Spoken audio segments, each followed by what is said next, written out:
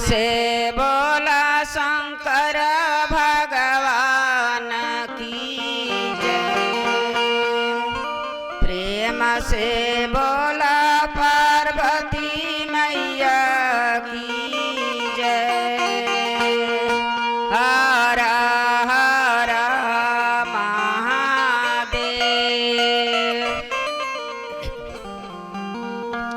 ये गुरु बहना लोग रवा सबके बीच में हम एक और सोहर हम गावे जा रहल बानी।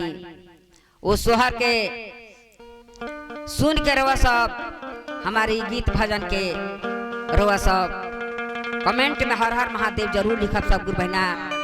हमारा आशा ना पूरा विश्वास बा आकि जितना हम भजन गावतानी उतना भजन रवा सबके बहुत पसंद आवत होई। अगर पसंद आवत होते गुरु बहना लोग लाइक सब्सक्राइब जरूर देव सब गुरु बहना लोग। रौरा सबसे यही हमारा निवेदन बा, प्रार्थना बा, यह मिनती बा कि लाड़ प्यार से रौरा सब आशीर्वाद देते जाइए। एक एगो हमार सोहर चाहे भजन रौरा सब सुनते जाइए गुरु बहना लोग। तो कैसे कहे के बा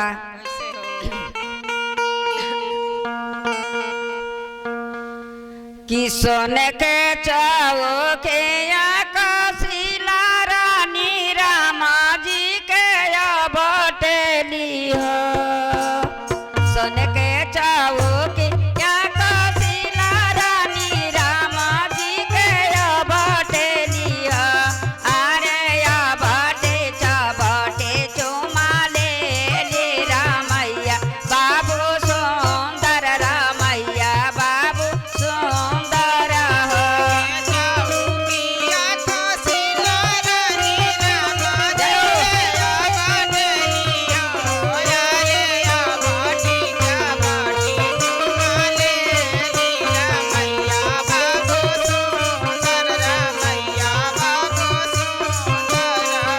सोने के चावो के आकाशीला रानी रामा जी के बटेली हो।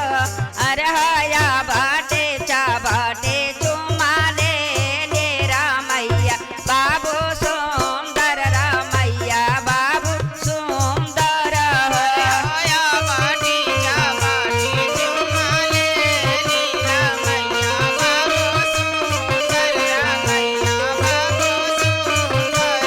अरे हया बाटे चबटे चुमा ले रामैया बाबू सुंदर रामैया बाबू सुंदर हो।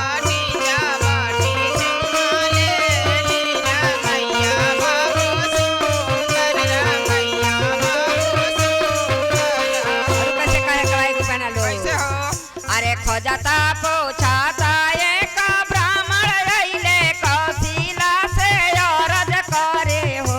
ये कौशिला कावाना कावाना व्रत कइलो रामैया बाबू सुंदर रामैया बाबू सुंदर हो।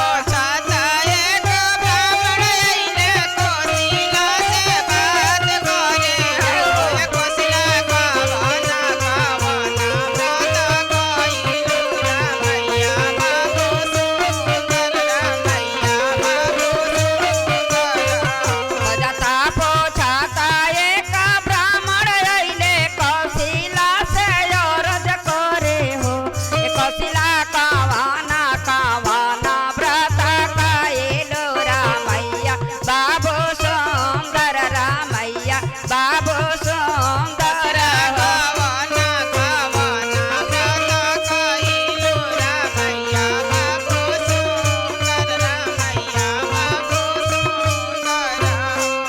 अरे एकता में कोई नी एकादशी दुआदशी के पारण कैनी है।